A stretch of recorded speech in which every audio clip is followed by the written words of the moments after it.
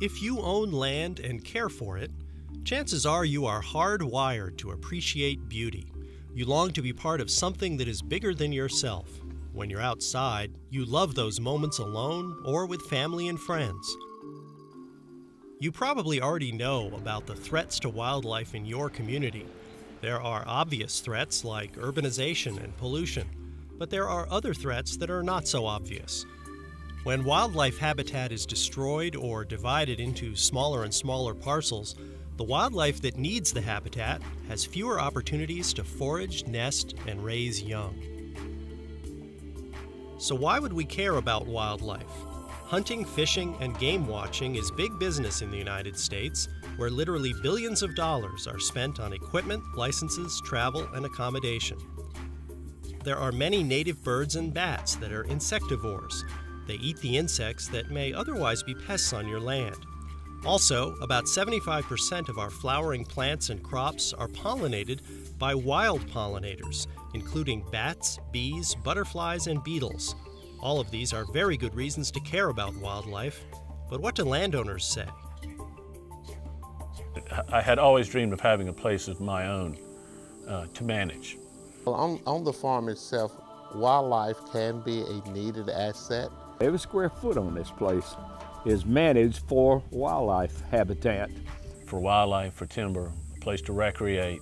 I hunt, I fish, I just like seeing the wildlife. We've seen some red fox there. We've seen some wild turkeys here. My own little slice of heaven, as it were. And my rewards are when I can share it with other people, and particularly youth groups. My grandkids love it, my 3 sons-in-law love it, so it's a lot of fun. I mean, I thrive on that.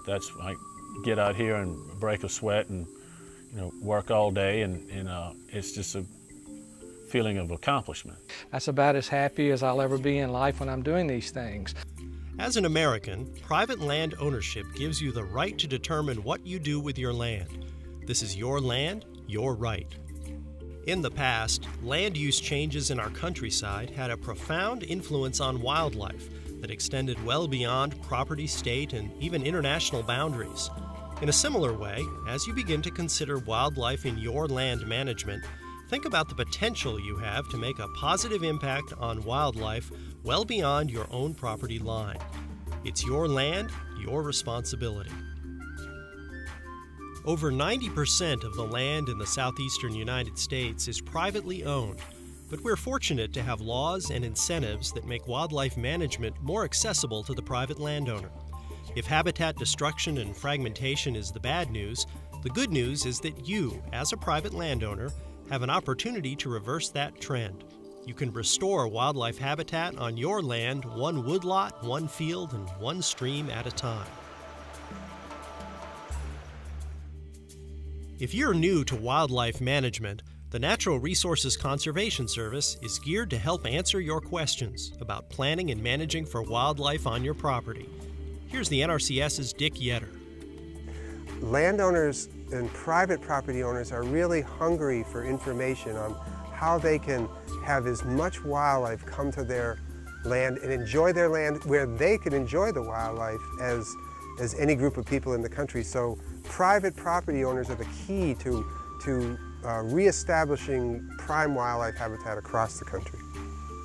This is your land, your right, your responsibility.